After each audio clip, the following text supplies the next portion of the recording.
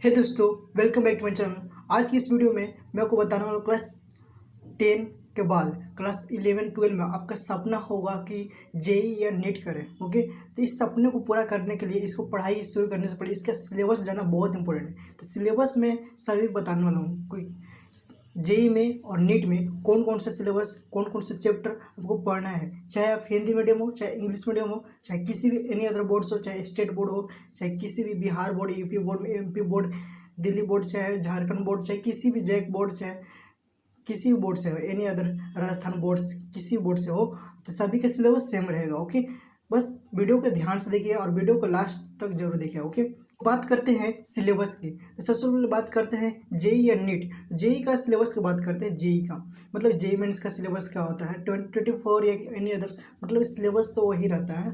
Okay, syllabus बदलता भी नहीं है जल्दी। देखिए, सबसे पहली बात कि क्लास 11 में है तो क्लास 11 के जो मैथ का जितने भी सिलेबस है क्लास 11 में, और क्लास 12 के मैथ में जितने भी सिलेबस है उन सबको यहाँ पढ़ना है। बात करिए क्लास 11 के मैथ में सिलेबस में कौन कौन से पढ़ना है। पहला है set, relation and function, trigonometry function, complex number and quadratic equation, linear inequalities, permutation and combination, binomial theorem, sequence and series, straight line, conic section, introduction to three-dimensional geometry, limits and derivatives, statics and probability. Class 11 के math में इतना पढ़ना है। जबकि class 12 में क्या है, पहला चैप्टर है relation and function, inverse trigonometric function, matrix, determinants, continuity and differentiability, application of derivatives, integrals, application of integrals, differential equation, vector algebra, three dimensional geometry, linear in programming, probability.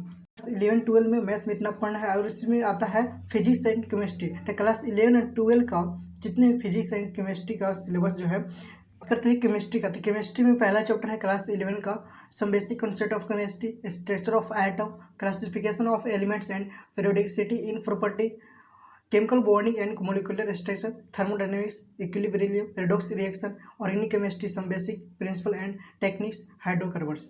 Class 12 की chemistry की बात करते हैं। पहला chapter है solution, second chapter है electrochemistry, third है chemical kinetics and four है the D and F block elements, organic inorganic के अंदर है, और कोऑर्डिनेशन कंपाउंड भी इनऑर्गेनिक के अंदर है। बाकी आता है ऑर्गेनिक के अंदर haloalkanes and haloarenes, alcohols and alcohols, phenols and ethers, aldehydes, ketones and carboxylic acid, amines, biomolecules, ये सब ऑर्गेनिक के अंदर आता है। बात करते हैं फिजिक्स का। तो फिजिक्स का क्लास 11 का पहला चैप्टर का नाम है units and measurement, second chapter है motion in a straight line, motion in a plane, law of motion, work energy and power, system of particle and rotational motion, gravitation, mechanical property of solids, mechanical property of fluids, thermal property of matter, thermodynamics, kinetic theory, oscillation, waves. Class 11 के physics के अंदर इतना syllabus है। जबकि class 12 के physics में जो पहला चैप्टर है उसका नाम है electric charges and fields, second chapter है electrostatics, potential and capacitance,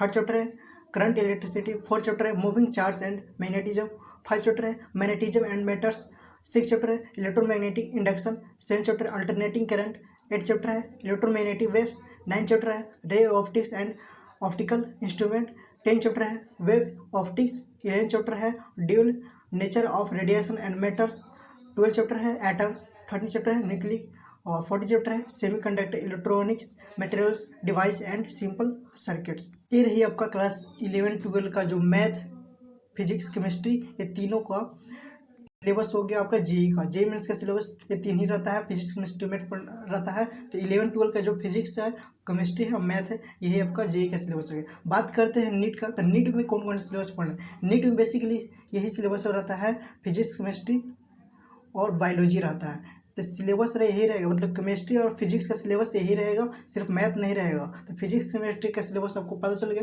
biology की बात करते हैं। क्लास 11 बायोलॉजी का फर्स्ट चैप्टर का नाम है the living world, biological classification, plant kingdom, animal kingdom. Okay, five chapter है morphology of flowering plants, six chapter है anatomy of flowering plant, seven chapter structural organism in animals, eight chapter है cell the unit of life, nine chapter है biomolecules, 10 chapter है cell cycle and cell division. Okay, 11 chapter है photosynthesis in higher plants, respiration in plants, plant growth and development.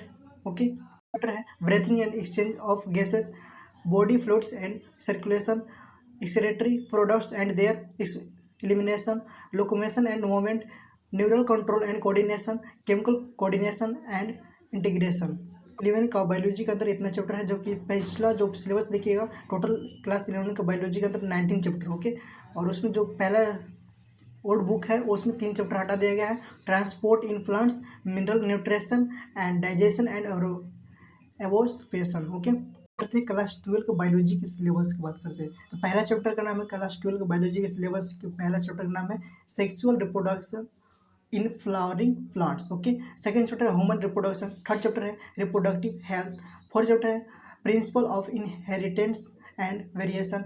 5 chapter है molecules basis of inheritance. 6 chapter evolution. 7 chapter है human health and diseases. 8 chapter है microbes in human welfare. 9 chapter है biotechnology principles and process. 10 chapter है biotechnology and its application. 11 chapter है organism and population. 12 chapter है ecosystem. 13 chapter है biodiversity and conservation. Class 12 के biology के में total 13 chapter पढ़ना है और क्लास 11 का बायोलॉजी के अंदर 19 चैप्टर पढ़ना है। तो आप इसको जोड़ सकते हैं, कितना हो जाएगा टोटल बायोलॉजी के अंदर 32 चैप्टर हो जाएगा, जबकि फिजिक्स और केमिस्ट्री आपका उसमें ऐड करना होगा, ओके।